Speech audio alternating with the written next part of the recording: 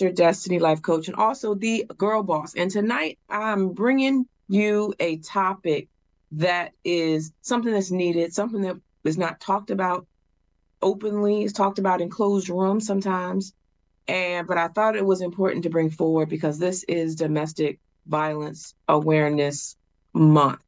And so as we get this conversation started, I wanted just to share a couple of things. The first thing I want to do is every show I'm giving away one of my books. It's called Mark from Birth. It's called The Transformational Journey from Flawed to Fabulous. And this is a book that I wrote that talks about that thing that you think is a flaw, but it's actually your superpower. It's actually a thing that's going to propel you into that space that now that's going to be your fabulous. Okay. So how do you get a chance to win the book? Is that you become a new subscriber here on the MSC network. You can go ahead and click the link somewhere on your button here and go ahead and hit subscribe, and you will be entered into that drawing. Okay.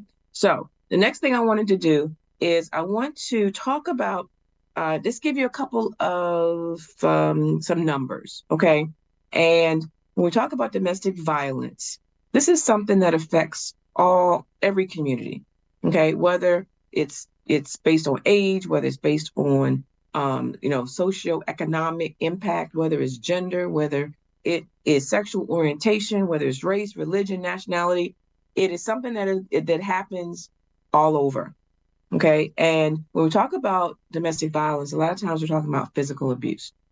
And that's the one that is kind of in your face that you cannot look away.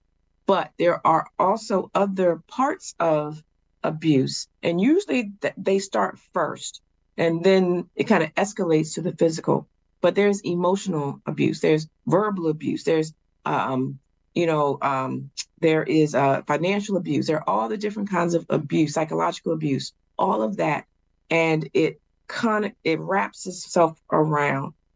And when you look at it, on average, every minute there are 20 people who are being affected by domestic abuse, and that equates to millions of people, both men and women. And when we come over into the physical abuse, which is what we're going to talk more about today, is that 1 in every 3 women and 1 in every 4 men have been or are being physically abused. Okay, I'm going to say that again. 1 in every 3 women, 1 in every 4 men. And so as wherever you're sitting right now, if there are more than just you, if there's 3 people in the room, if you're a woman, one of you has been physically abused. And when we go one step further, if all of these adults are being physically abused, that means also that there's children who are watching, who are being affected, who are now believing that this is how relationships go, that this is acceptable behavior. And we have to start getting to a place where we're saying, no, this is not acceptable. This is not acceptable behavior. And so I want to introduce my guest. Okay. Her name is Darleen Green. And she is actually, you know what? I want you to put in the chat first. I want you to say, it's not okay. Okay. Let's just start. Let's just start here. It's not okay. All right. It's not okay. And so as I bring my guest to the stage, her name is Darleen Green, and she's the president and CEO of D Green Sales Solutions. And it's a sales and marketing support company, okay, that manufactures health and beauty products. But that's not why she's here today, okay? She's here today because she lived domestic violence of a sibling, okay? And I'm going to allow her to share the story. But Darleen, welcome to Up, Sis Up. How are you? I am fantastic. And I want to thank you for inviting me this evening and bringing attention to this very serious situation, this very serious crime in our community. And I don't think we realize how bad it is and how much it's affecting our families. But Hmm. it is very serious. Yeah. And as I mentioned, it can start. Actually, I'm gonna ask you. Okay, Mhm, I mentioned that there's the emotional, psychological, verbal, financial abuse, mhm, way up to the physical. mhm.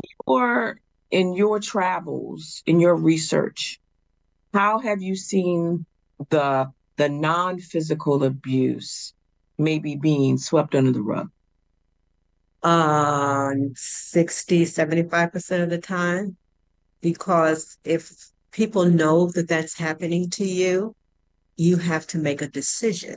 You have to be responsible for what's happening to you.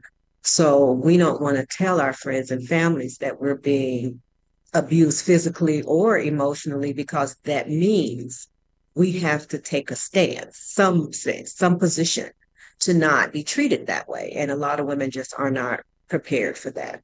Yeah, not ready. Yeah.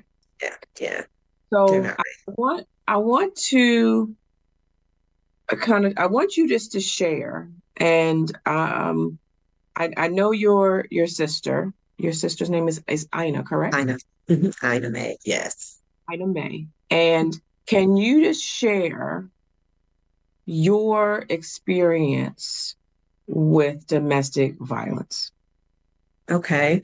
Well, in 1990, when my family was formally introduced to domestic violence, we had been introduced to it years before, but we just didn't know it.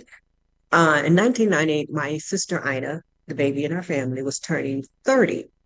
And she had been in an abusive relationship for some years. She had two children with this man, and it was back and forth. And of course, in 1990, there was no domestic violence hotline, there was no victim services to call. All she had was us saying to her, well, leave him. You don't have to take it. But as we thought she would eventually move on, we weren't that worried. We knew that the relationship was turbulent, but we never thought he would really hurt her. So on her birthday, at the time when I was still working for Luster Products, she came into my office to tell me that she finally decided to leave him. It was her 30th birthday and she was taking her life back. So we were excited, of course. I was headed out of town for a conference, but I told her when I get back, we're going to celebrate your two milestones. You're turning 30 and you're getting your freedom. But what I didn't know that when a woman decides to leave her abuser, she is 75% more likely to be murdered by him because now he's losing control. Now he doesn't have this power that he gets from. I'm trying to understand how and why abusing someone you're supposed to love, but that is the most dangerous time, according to the FBI. So we didn't know to tell her how to prepare for that. I didn't know that before my sister to leave the situation safely, she needed a safety plan that included her job, her church, and her friends, of course, her family, and maybe even her neighbors to help her develop a way to leave this situation safely. The long story short, the night before, she packed the things that she was going to take with her when she left. She went to work because she thought that was okay. Her husband was law enforcement. He was a Cook County sheriff. We're from Chicago, so the county of Cook in Illinois have the sheriff's department. So he suspected that her behavior was different because usually it was his habit to pick a fight with her before she left for work because then she's thinking about him all day. So he's still in control, even though they're not even in the same building. So when she didn't respond to his taunting her, he knew something was different. So he came home from work early and started searching the house. And unfortunately, he found the things that my sister had packed to take with her when she left. Um, when she got home from celebrating with her friends for her birthday, he started an argument. In her mind, there's nothing to argue about, because I'm done. So she kept trying to walk away from him. And we got this information from her 10-year-old daughter. She kept trying to walk away from him to avoid a fight, but he wasn't having any of it. So he just began to beat her, push her, beat her. He knocked my sister into a wall so hard it cracked the plaster. Then he knocked her into the bedroom closet with his fist. When he punched her, she flew into the closet. How she was standing, how she was getting up, I to this day I wish I could tell you, but her oldest daughter, who was 10, was in the room trying to help her mother, of course. And Ina kept trying to push her out of the way so she wouldn't get hit. So he grabbed his gun and he pointed at her daughter's head. And my sister said, "Don't shoot her, shoot me." And he did in the temple.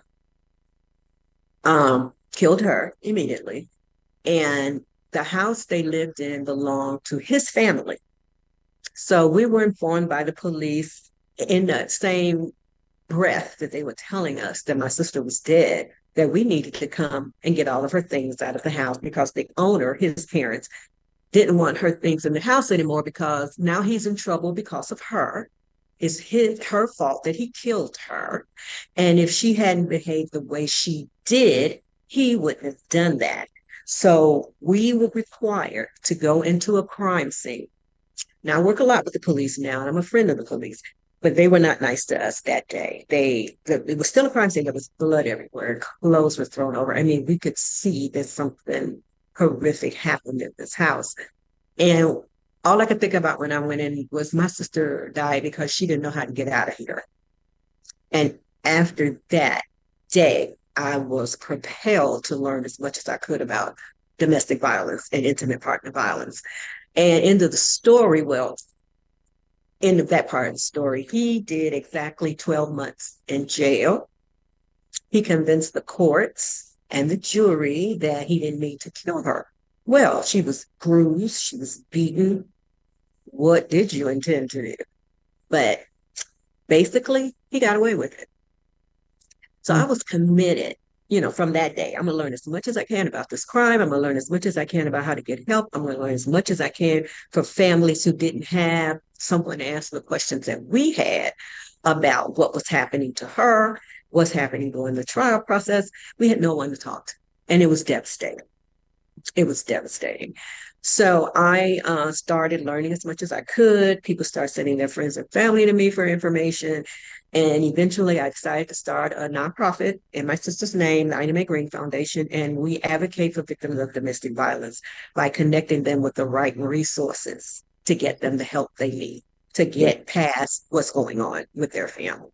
Yeah. Wow. Wow. Wow. That's all I can say right now is wow. And my condolences to you and your Thank you. and this is a problem. This It is is. really not okay.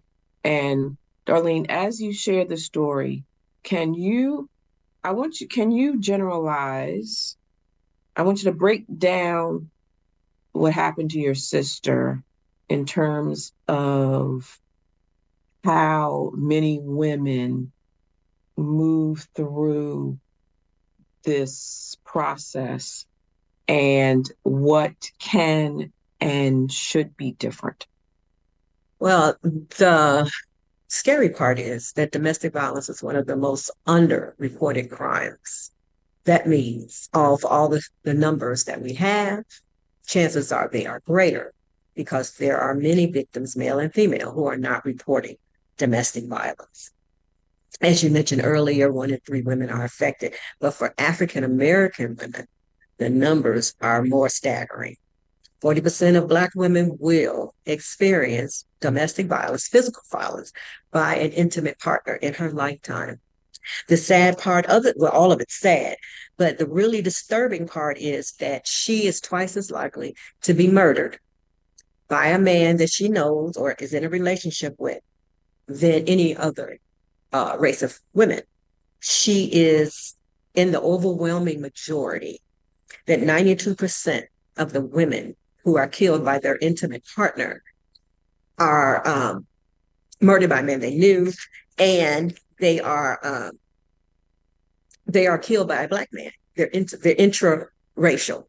That means 92% of the murders that happen in our country are committed by Black men against Black women. So what do we do about this thing? How do we fix this? It has been allowed to spiral into epidemic proportions.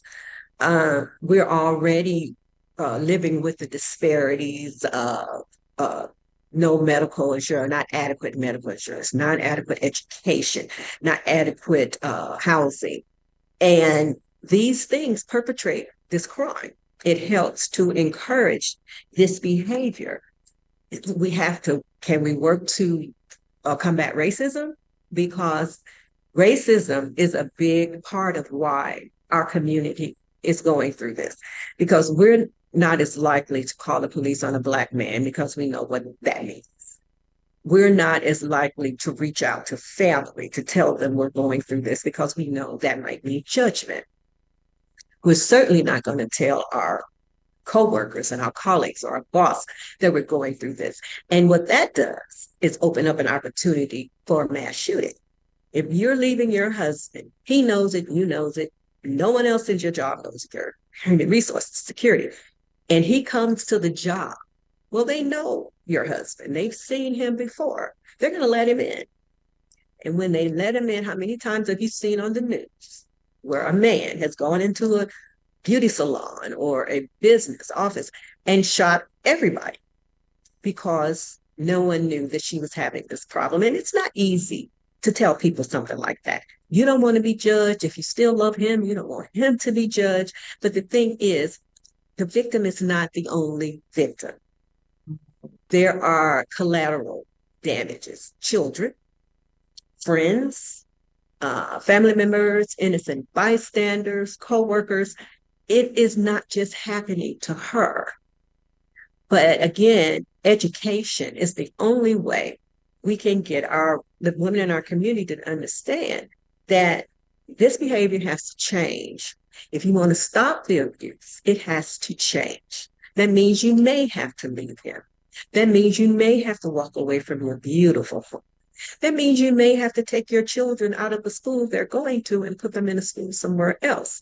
But you want them to be safe. You don't want that stray bullet he's sending for you to hit one of your babies. So education, I talk about it all the time. Education in high school, education in middle school, education in college. I've done seminars with college women, and they are just as confused at what to do about being in this situation than anyone else. So it knows no boundaries. It doesn't care how educated you are. It doesn't care how much money you have. It doesn't care who your grandfather was. You can find yourself in a physically, emotionally, psychologically abusive relationship, and it can kill you. Yeah. Yes. Thank you for sharing that. And I wanted to know, a lot of times women are already in the relationship before they start seeing some of the signs. Can you walk through maybe some of the early signs or some of the red flags? Say you're dating someone or recently married, to say, you know what, maybe you should pump the brake. Maybe you should talk this through with somebody. Yes, I'm going to use myself as an example. Guy I met was introduced to me by mutual friends, so they knew him, right? We dated for about 6 months. He was doting, he was attentive, he was generous, but he was rushing me to the altar. Of course, my little old ego told me that's because I was so fabulous that he couldn't hardly wait to marry me, but that wasn't it. The problem was he couldn't maintain that facade for much longer. So I married him the day of our wedding day, on our way into the house from getting married. He ran ahead of me, and I'm thinking, oh, he's going to carry me over the threshold. How sweet. What he did was slam the door in my face. So I'm standing on the other side of this door, my mouth open, trying to figure out what just happened. Open the door, and his words to me were, on my wedding day, now you're going to see who's really running this thing. He was physically, he was financially, he was spiritually, he used the Bible against me. He was every abuse that there was. The warning signs were there. He wanted to take me everywhere. He wanted to go with me in most places. He didn't want me to have any friends that he didn't know. But you're in this thing and you're caught up in the emotion of it all. And you're thinking, oh, he's so thoughtful. He wants to drive me everywhere. Oh, he's so sweet. He wants to make sure that so and so isn't bothering me. So he takes my phone so it won't ring while I'm taking a nap. He is so generous. My kids love him. But the warning signs are there. The controlling nature of his behavior, all that attention that he's doting on you, may not be just attention, it could be control. He loves you so much, he doesn't want to share you. Of course, again, in the beginning of the relationship, we think that's cute, but that's taking you away from your support system, alienating you from your friends and family. So when the abuse starts, you have no one to go to for help. So there, and you know how your grandmother used to tell you your gut, listen to your gut is telling you something. My gut told me it did. Something is not good here, but I wanted to believe what he was showing me. I wanted to believe the picture that he painted of what our relationship was going to be. And it wasn't honest. It Mm-hmm. wasn't honest. Mm-hmm. And it's very difficult for women who are in a position like first ladies of a church. My husband is a pillar of the community. I can't tell people that he does this because it would be bad. It would be bad for him, his image. Well, if he punches you and you fall and hit your head, maybe he didn't mean to kill you, but you will be just as dead. So trying to protect him is not the answer. Protect yourself and your babies no matter what you have to give up to do that. Yeah, yeah, that's good. That's good information. And what I have found is that those gentlemen who are in those, you said your sister's husband Husband, was he was a Cook County sheriff. the sheriff. Okay, you talked Uh-huh. about your husband who used the Bible against you. We talked Mm-hmm. about first ladies. We talked about people who we try not to blow them up, okay, because now that's a reflection on us. But in the end, we get blown up, okay. Yes. And Sometimes, sometimes physically. Yes. literally, Yes. Literally. Yes. literally Absolutely. Yes. blown up. And we could go more into detail about that. But what I want to do, I want to move towards your foundation. I know you did a foundation in your sister's name. Can you share more about that? Well, again, the idea of the foundation came from us not having any help or support during a very difficult time. We were devastated. There was no one to talk to. There was no one to answer our questions. When he got out of prison, life happens in ways that you don't understand. But I believe all of that was to bring me to where I am today.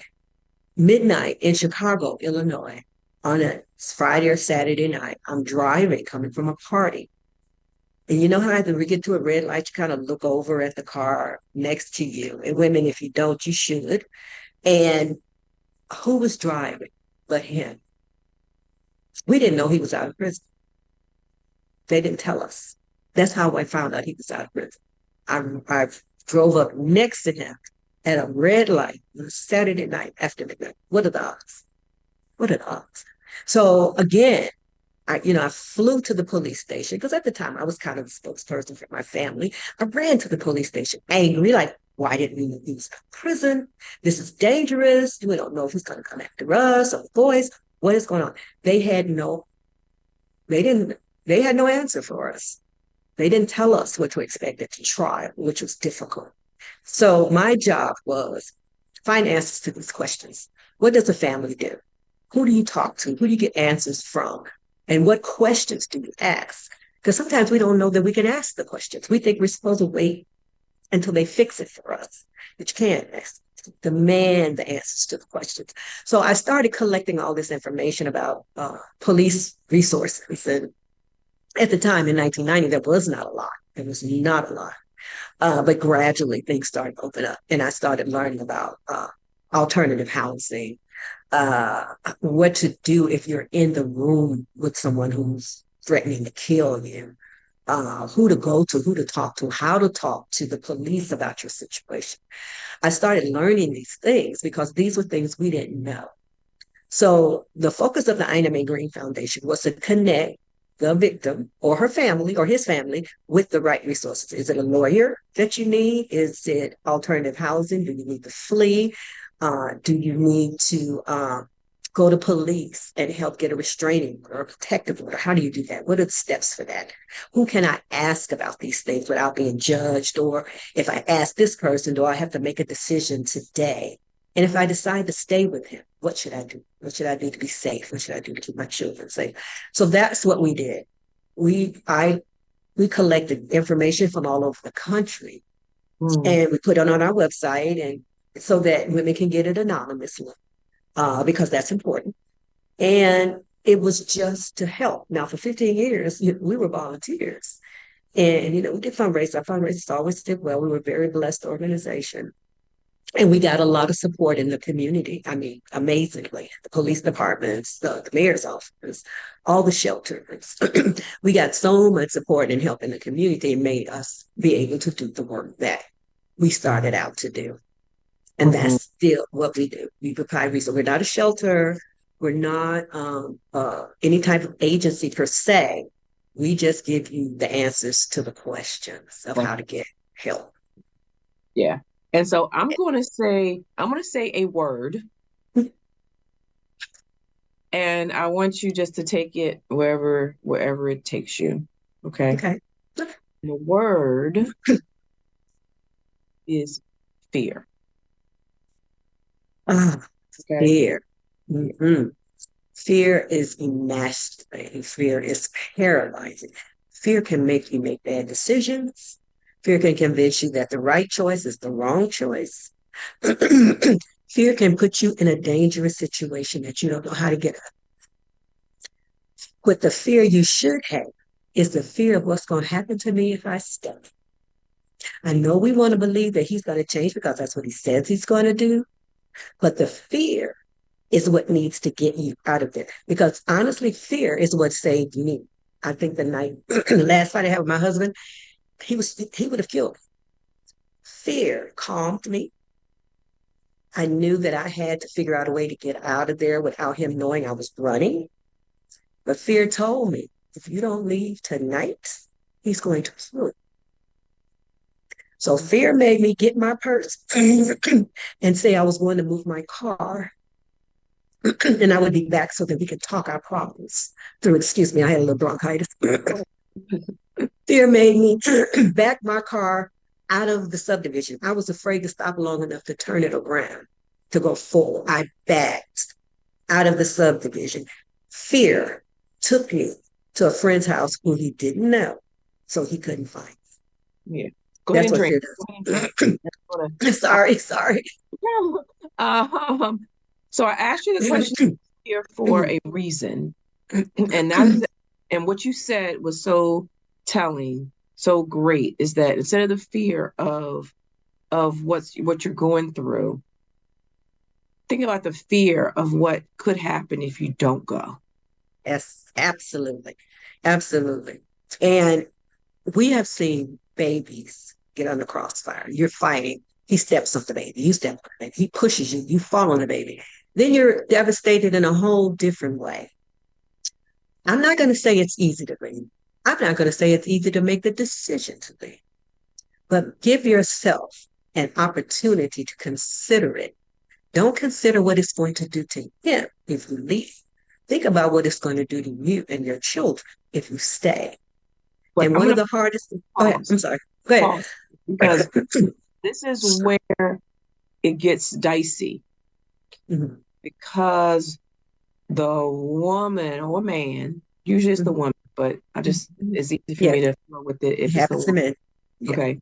Mhm, We've spent all of our time, our day, our life protecting and doing what that person wants us to do. mhm, That's the cycle that mhm, in. mhm, And so it's hard to make that pivot because mhm, you haven't had to. mhm. So can you speak to that moment right there?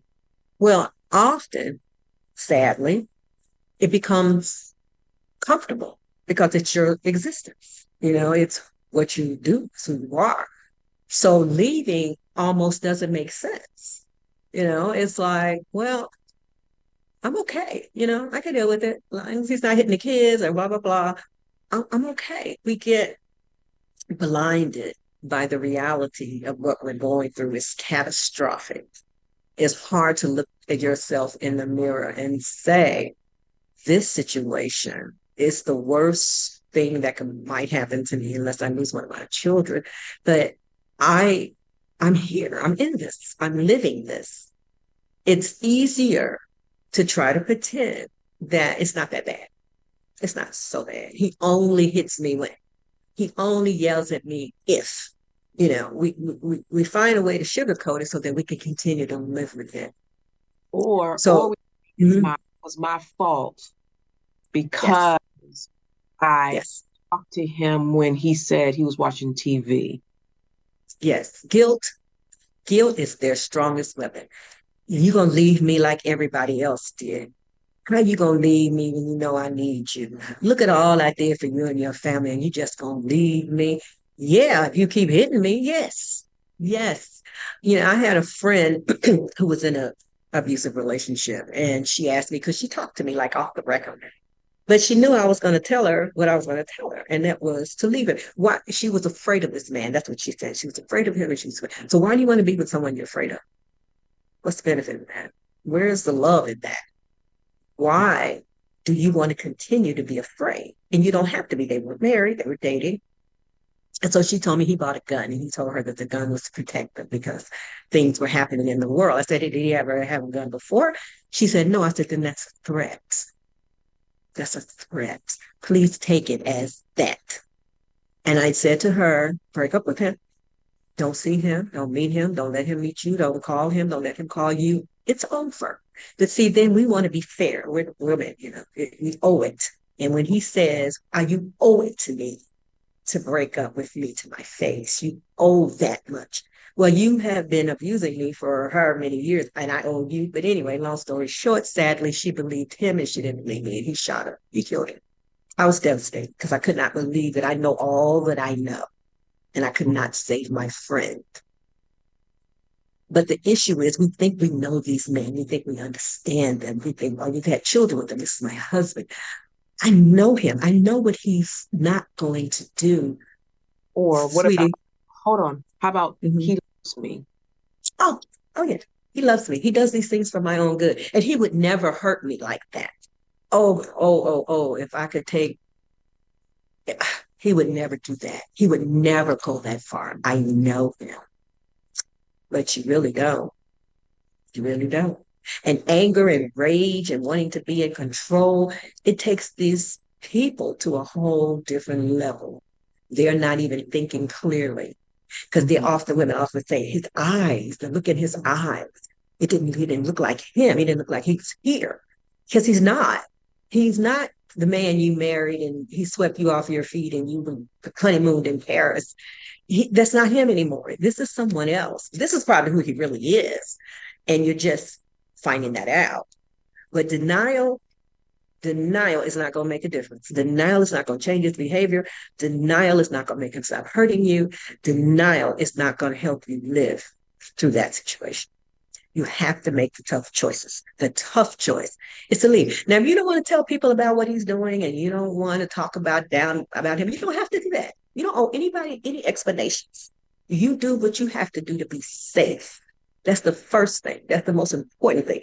So you don't have to tell anybody why you're leaving him if you don't want to do that. Just leave. If it's physical, it's never going to change. Just leave. Verbal abuse has turned physical. Mhm. If it's abuse, it's not going to change. And it's not okay. I'm It's going to go not. to the chat a little bit because when you shared your story, there was a lot of support. That they were sorry for your loss. And Dr. Tammy Harris, she says, thank you for making your sister's life live on by starting the foundation. Got a lot of hearts. Bridget, um, Dr. Tammy, she says narcissist. Evelyn says dating is grooming you. Go with your instincts first. And she says, been there. And she also says, Tammy says, great work going forward. So, Thank you. Thank you very much. I appreciate that. and if you have a question for Darleen, go ahead and put that in the chat at this time. I wanted to ask you, for those that are listening, after you have an awareness of what's happening, okay, Mhm. you're aware of this is happening to you and it's not okay, and Right. it's not your fault, and Right. you invoke it, okay, and now you're in that consideration phase for wanting to leave. The Mhm. well, it was two questions. The first question I have is, what do you say to the women who are women of faith who say, I married this man, he's my husband, there's a covenant here, and I'm now having trouble leaving? I want you to show me the verse in the Bible that says it's okay for your husband to beat you and abuse you or demean you. Pull me up that verse and I will leave you alone. Show me where the Bible says this is the behavior that God designed for you to be this man's helpmate. This is what part of that reasoning behind God creating you for man, that this behavior is part of that plan from God. Just show me that, and I will leave you all. I'll change jobs. Child, I'll go get a vacation house in the Caribbean somewhere. But I know you can't show me that because it's not there. It's not true. That is not the plan God had for you. It is not. It is not. You are beautifully and wonderfully made with bruises and black eyes and broken jaws. Do you really think God supports this behavior? Of course, He does not. He does not. And can I add, and it also is you crying silently in the bathroom, Mm-hmm. hoping he doesn't hear you. And it's not having to go outside of your house to make a phone call because every conversation is eavesdropping. Mm-hmm. Oh, yeah, that's part of his control. He wants to know who you're talking to, what you're talking about, when you're talking to him, how you're talking to him, what words you said, when you said just what you said, when you told them what you told them, and what they say back to you. Control, manipulation. He doesn't have that right. You're an adult. You're not his child. You're his wife, mother of his children. And if he doesn't treat you with that kind of respect and consideration, girl, look at yourself in the mirror and say, what do I deserve? And you don't deserve that behavior. You do not deserve it. I don't care how many cars he bought you. I don't care how many beautiful diamonds you have. Give it all back. Save your life. That's more important. Yes, yes. Okay, so we got to a place where, okay, they have not acknowledged this is happening and it's not okay, that this is not God's plan for the life, for, you're not supposed to be abused. Exactly. Now what? What's the next steps? Well, really, the truth, real talk, what your resources can get you. Now, there are shelters all over the country. I'm working for one, and today I'm at work. They do so much. Is it ideal? No, it's not. But it's a help. You can leave him. You might have to go into a women's shelter for a while. But while you're there, we're going to get you legal help. We're going to get medical help for you. We're going to get psychological and emotional help for your children. If you suffered some physical damage because getting hit in the head and someone punching you, it's doing things to your body that you don't even know about. That's a whole nother story. Someone choking you can cause brain damage. Someone punching you in your face and black in your eye could cause brain damage. So we're going to look at all of these things and make sure, okay, we're going to give it social services to make sure that you're getting a child custody. We're going to make sure you get a divorce. We're going to help you find housing outside the shelter. But you have to take that first step. There is help. There's help, but you got to be brave enough to take it. Again, is it ideal? No, it isn't. Is it going to be difficult? Yes, it is. But at the end of the day, you'll be alive. You'll be there for your children. You'll be there for your family. It's not going to be easy. I don't want to paint that kind of picture to make you think, as soon as you walk out of there, we're going to swoop you up and take you to La La Land. No, ma'am, it's not. It's going to have to do the work, but it's worth it. Your life is worth it. Yeah. So speak to the woman who is has that picture perfect life from the outside. And you mentioned, sometimes you're gonna have to leave the house, sometimes you have to leave the car, sometimes you're gonna have to leave that the status. And if you're saying the option is going to a shelter and they're like, you know what, I can't go, that's not the vision of walk through this. What Right. do you say? What do you say to that person?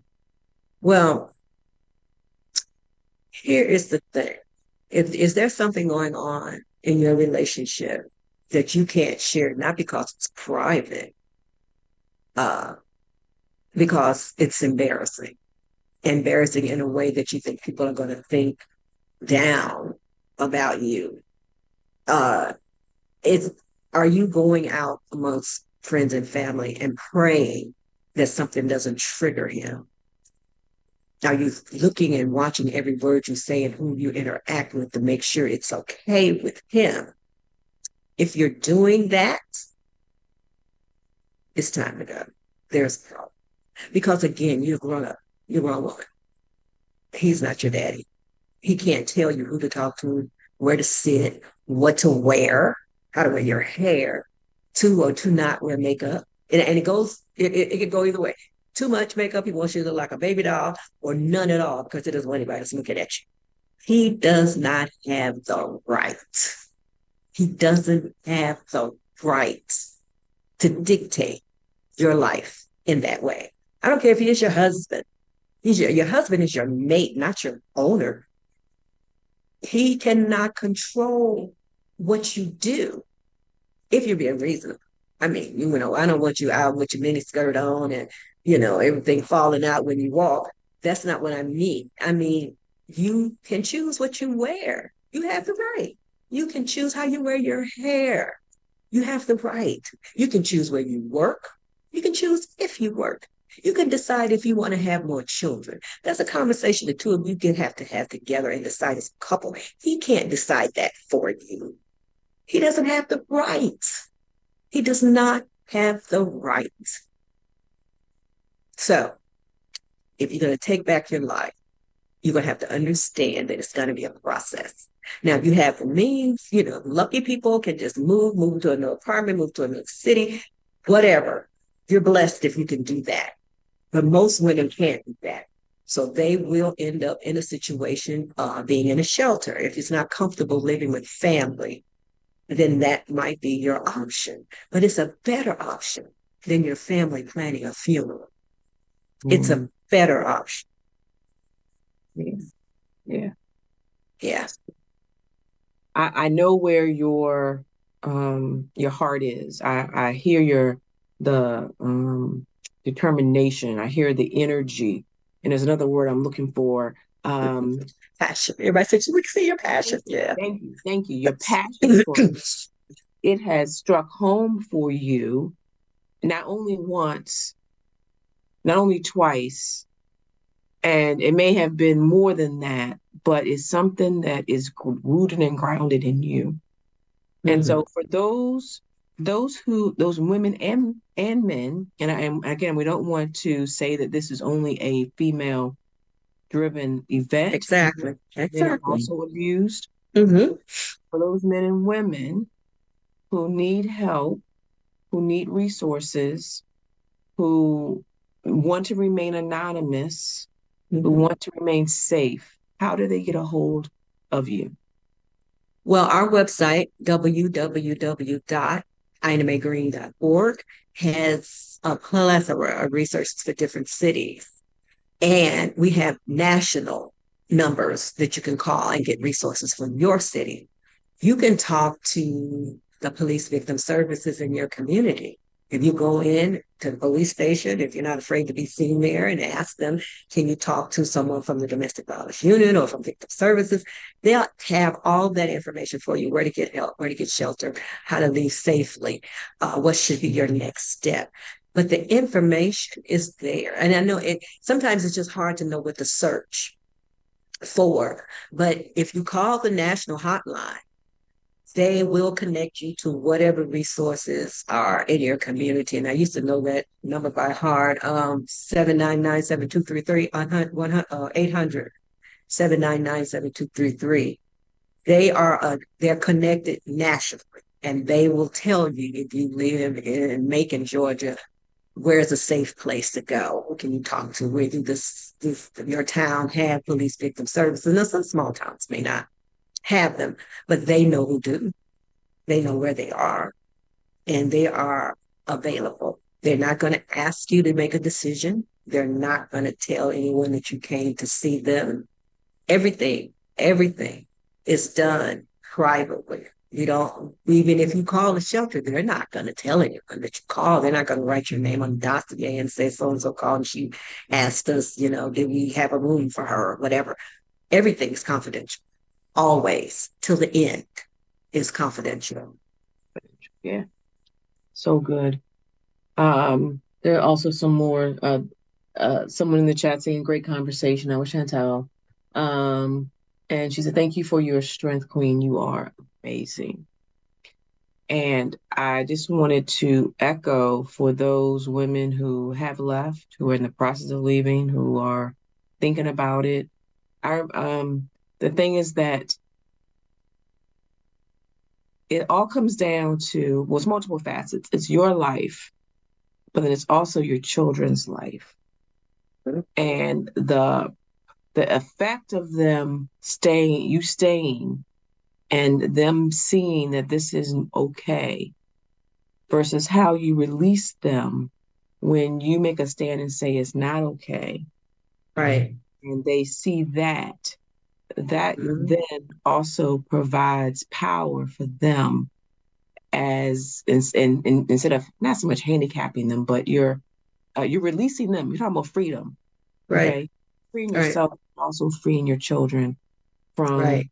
from the legacy of Of of the their abuse. And remember, you're teaching your daughter that it's okay to be manipulated and controlled by a man. And you're teaching your son that it's okay for him to manipulate and control his wife. So think about that. You're teaching them how to be in a relationship, and the way you're teaching them is going to end catastrophically. yes, yes, absolutely. And I also will like to just say that there's more on the other side, right? Oh, yes. Oh my life immediately blossomed. When I was in my abusive marriage, we had a beautiful house, but it always seemed dark to me. When he left, it was like the window was open, the lights came on, it was bright and it was comfortable. And because I would say, I hate this house, I hate this house. I didn't hate the house, I hate what was happening to me in the house. And once that was over, things changed. Everything changed. My career took off. I mean, because I was consumed with staying alive. I was consumed with letting anybody know what I was going through. I was so busy doing that. I wasn't doing anything else. When that was over, my whole life changed. I mean, again, it wasn't easy. I had to do the work, but I did it. And life was amazing. The blessings that God had for me that He couldn't release to me while I was in that situation came flooding in, flooding. It's just been an amazing journey. Yeah. It Um, has. So two things. One, if there's someone who wants to come alongside of you and support you, and they want to make a donation to your foundation, how do they do that? If you go to our website, there is a link through PayPal that you can make a donation to our foundation. We will send you a receipt, and it is tax deductible. Okay, perfect. And then the other thing is, I'm going to say something to you, and I want you to tell me what that means to you in the setting of domestic violence and awareness. So the name of the show is called Up Sis Up. And so what Mhm. does that mean to you? I love it. I love it. Take it and run with it. It's possible. Whatever it is, you can do it. You have the goods. God gave you the goods to do it. Get up and do it because you can. You can. That's what Mm. that means to me. And I love it. I love it. I Okay. love it. There was something that you said earlier, and you kept coming back to this saying, this sentence, and you said he doesn't have the right. But I'm going to flip it and say, when you say up sis up, you have it, and you have the right. Not only the right, but you have the power. And it just takes you deciding that you're going to take back all of what was taken from you, Absolutely. You and that got the you're going goods. to get the goods, that you're going to rise up, Mm-hmm. that you're going to stand up, you're going to speak up, and I like to say, and you're going to boss up Mm-hmm. and Mm-hmm. do what you We're born to do. We're born to do. were born to do. Yes, Mhm. I love it. Yes. I Yeah. love it. Darleen Green, thank you so much for being here. Thank you for sharing your story, your sister's story, but also for you sharing the passion and the foundation that you have set up. I pray for you and your organization. I pray for the women and men that you touch. And I also pray for the finances, the resources to continue to flow because the millions upon millions of people who are affected and continue to be affected when we stay silent Mhm. about our story, but also stay silent about the resources that are available. Yeah, they're out there. I promise you. I'm working right now in one. They are there and they are dynamic. I didn't even realize they did all the things that they do till I started working with them. It is worth the change, the temporary change in your lifestyle. It is worth it. It is so worth it. It's I worth it. promise you, you will not regret it. You won't It regret it. it is worth It it. is worth it. You're worth it. Your life is worth it. Your babies are worth it. You're worth Yeah. it. Do it, girl. You can do it. You can do Yeah. it. Yes. Yes. Yes. Yes. Thank you so much, Darlene. Until next time. And so there you have it. That's Darlene Green. She is the founder of the Ina May Foundation. And you are worth it. There's joy on the other side.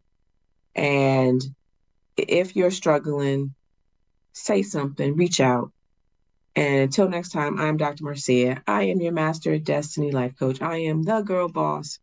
And this has been Up Sis Up, Women's Empowerment Radio here on the Megasource Entertainment Network.